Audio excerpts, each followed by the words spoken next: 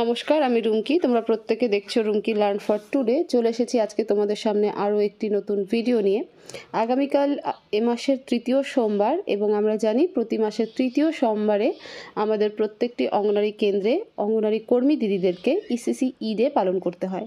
তো আজকের ভিডিও সেই রিলেটেড যে আগামীকাল আমরা ইসিসি ডে কীভাবে পালন করব, কি বলা হয়েছে ইসিসি ডেতে, এবং সারাদিন মানে স্কুল টাইমে ইসিসি ডে পালন করার পরে গিয়ে আমাদের পরে পোষণ অ্যাপে কোথায় কি সাবমিট করতে হবে সেটাও আজকের ভিডিওতে আমরা দেখব। দেখো, এখানে একটা আইসি মেটেরিয়ালস দিয়ে দিয়েছে, যদিও এটার পুরো পিডিএফ লিঙ্ক আমি ভিডিওর ডেসক্রিপশন বক্সে দিয়ে দেবো। তোমরা সেখান থেকে চেক আউট করে ভালো করে পড়ে নিয়ে তোমরা সেই মতন যতটুকু সম্ভব করতে পারো। এবার এখানে বলেছে শৈশবে বিকাশের গুরুত্ব, তার উপরে বলা রয়েছে অধিবেশনের রূপরেখা। সেখানে তোমার সময়সীমা দেওয়া রয়েছে প্রত্যেকটি অ্যাক্টিভিটির জন্য এবং কি প্রয়োজনীয় উপকরণ লাগবে সেগুলোও বলে দেওয়া রয়েছে।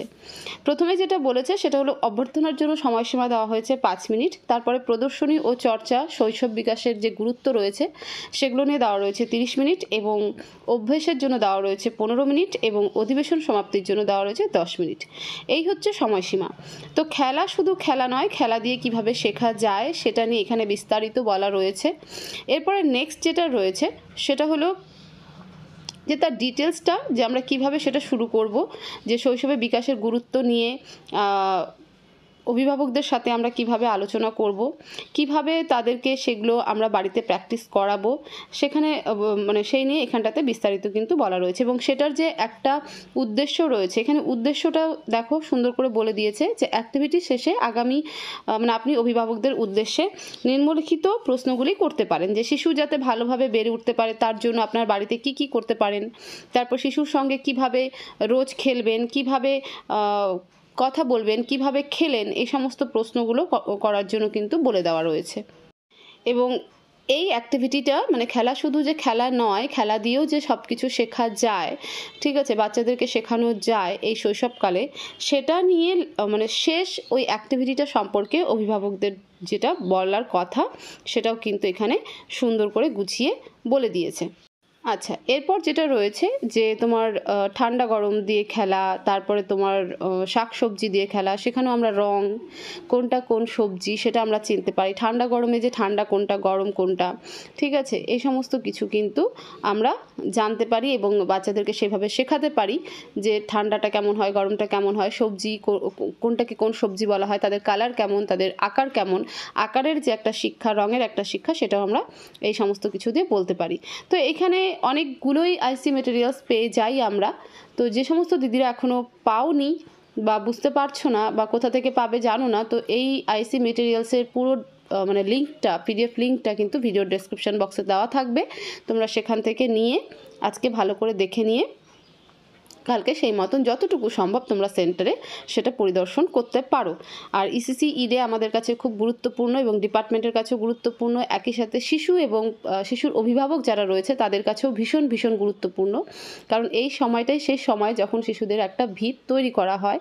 আমরা জানি, আমরা নিজেদের বাড়িতেও নিজেদের বাচ্চাদের সাথেই একই রকম করে থাকি। তো সেক্ষেত্রে অভিভাবকরা হয়তো অনেক ক্ষেত্রে শিশুদেরকে বকাঝকা করে, ঠিক আছে, পারছে না জন্য অনেক কিছু বলে।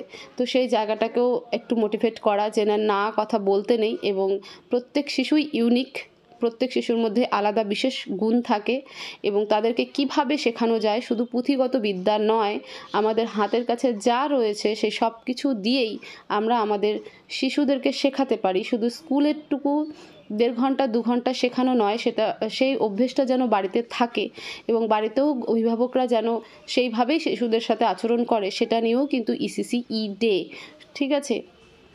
তো এক্ষেত্রে কিছু সমস্যা হয়ে থাকে, যাদের কমিউনিটি বিল্ডিং রয়েছে, যাদের কোনো সেন্টার ঘর নেই, গাছতলায় করতে হয়, তো সেখানে সত্যি খুব সমস্যা। কারণ এই সমস্যার ভুক্তভোগী আমি নিজেও, আমি জানি যে কতটা সমস্যা হয়। তারপরেও চেষ্টা করা হয় বা চেষ্টা করি যে যতটুকু সম্ভব ততটুকু চেষ্টা করে থাকি। এরপর আমরা দেখব যে কালকের ইসিসি ডে আমরা কমপ্লিট করে পোষণ অ্যাপে কোথায় সাবমিট করব।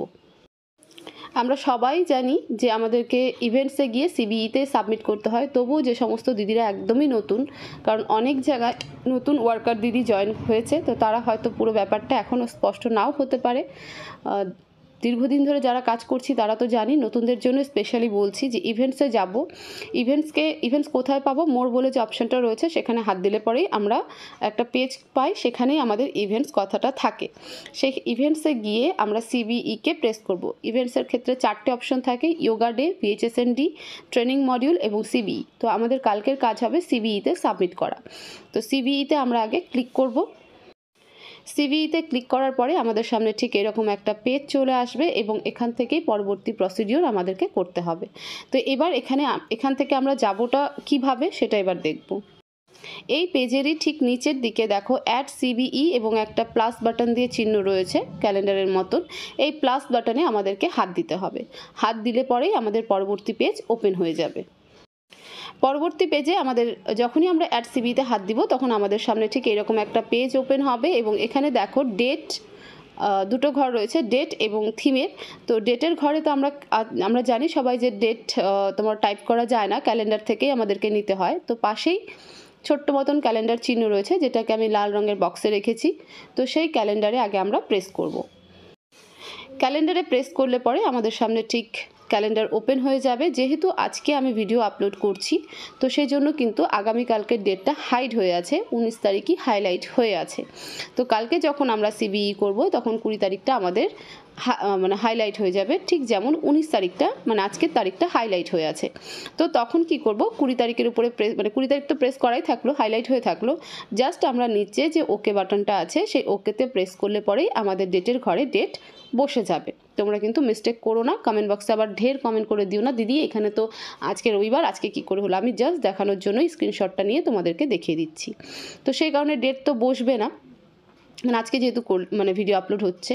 এরপরে যে কাজটা রয়েছে সেটা হলো আমাদের থিম সিলেক্ট করা। তো থিমের ঘরে আসব এবং সিলেক্ট থিম বলে যে রয়েছে এবং তার ঠিক ডান দিকে যে তীর চিহ্নটা রয়েছে এবং যে চিহ্নকে আমি লাল রঙের বক্সে রেখেছি সেই তীর চিহ্নতে হাত দিলে পরে আমাদের সামনে কতগুলো থিম চলে আসবে এবং সেখান থেকেই আমাদেরকে থিমকে সিলেক্ট করতে হবে। তো এবার আমি সেই তীর চিহ্নতে হাত দিলাম, দেওয়ার পরে দেখতেই পাচ্ছ এখানে 5টা থিম সামনেখানে চলে এসেছে। তার মধ্যে কালকের যে থিমটা হবে সেটা হবে getting ready for pre school at AWC। পুরনো যে সমস্ত দিদিরা রয়েছে সবাই এই প্রসেসটা জানে, স্পেশালি নতুন যারা জয়েন হয়েছে তাদের জন্যই বলছি। কালকে এই থিমটাকে আমাদেরকে সিলেক্ট করতে হবে। করব কি করে, পাশে যে গোল মতন চিহ্নটা রয়েছে যেটাকে আমি সবুজ রঙের বক্সে রেখেছি সেই গোল চিহ্নতে হাত দিলে পরেই সিলেক্ট থিমের জায়গায় থিমটা সিলেক্ট হয়ে যাবে। ঠিক আছে, তো এই হচ্ছে কালকের থিম। এরপরে যেটা কাজ করতে হবে, যখনই আমার থিম সিলেক্ট করা হয়ে গেল, যখনই আমার ডেট এবং থিম সিলেক্ট করা হয়ে গেল তখন নিচে যে সাবমিট বাটনটা তোমরা হাইট দেখতে পাচ্ছ সেটা নীল রঙে কনভার্ট হয়ে যাবে, হাইলাইট হয়ে যাবে। তখন আমাদেরকে সাবমিট করে দিতে হবে। সাবমিট করে দিলে পরেই আমাদের কালকের যে ইসিসি ইডিটা ছিল সেটা আমাদের সিবিইতে জমা পড়ে যাবে। তো এইভাবেই পুরো প্রসিডিওরটা করতে হবে। বেশিরভাগ দিদিরাই জানে, আমি বারবার একই কথা বলছি, বেশিরভাগ দিদিরাই জানে, শুধুমাত্র নতুন দিদিদের জন্যই আমি পুরো প্রসিডিওরটা তুললাম। আচ্ছা, এখানে আরেকটু কথা বলে রাখি, ফটো ক্যাপচারও করতে হবে, যেটা আমাদেরকে ডেলি ট্র্যাকিং পেজে দিতে হয় বা এখন যেটা নতুন ভার্সনে চলে এসেছে। তো সেক্ষেত্রে অনেক দিদিদের অনেক সমস্যা হচ্ছে, যদি হয় লোকেশন অন করে নেটওয়ার্ক ঠিকঠাক থাকলে পোষণ অ্যাপ যদি নেয় ফটো ক্যাপচার করে তাহলে অবশ্যই ফটো সাবমিট করতে পারবে। আর যদি ফটো ক্যাপচার করে সাবমিট করতে প্রবলেম হয়, যদি না পারো, তাহলে স্কিপ অপশন দেওয়া রয়েছে, স্কিপ অপশনকে ইউজ করে নিয়ে সরাসরি অ্যাটেন্ডেন্স দিতে পারো। এমন কোনো ব্যাপার নেই যে ফটো ক্যাপচার না হলে তোমার সিবিই জমা হবে না বা তোমার ইসিসি ইডে গ্র্যান্ট করা হবে না বা তোমার স্যালারি কেটে নেবে বা তোমার অন্য কিছু হবে, এরকম কিন্তু কোনো ব্যাপার নেই। যারা পারবে তারা ফটো ক্যাপচার করে জমা করে দিও সেখানটাতে পোষণ অ্যাপে, যারা পারবে না তারা স্কিপ অপশনকে ইউজ করে নিজের ডেলি ট্র্যাকিং কাজগুলো করে নেবে। বাকি সিবিইতে সবাই কিন্তু সাবমিট করতে পারবে এবং এইভাবেই করতে হবে। তো এইভাবে তোমরা কালকের কাজটাকে কমপ্লিট করতে পারো। তো এই ছিল ভিডিওটাকে প্রচুর শেয়ার করো, প্রচুর লাইক করো, যাতে আরও দিদিদের কাছে পৌঁছে যায়, তারাও পুরো বিষয়টা যেন ডিটেলসে। এছাড়াও চ্যানেলে নতুন হয়ে থাকলে চ্যানেলটাকে অবশ্যই সাবস্ক্রাইব করে রাখবে, সাথে বেল নোটিফিকেশনও অন রাখবে। সবাই ভালো থাকো, সুস্থ থাকো, দেখা হবে পরবর্তী ভিডিওতে। Thank you so much.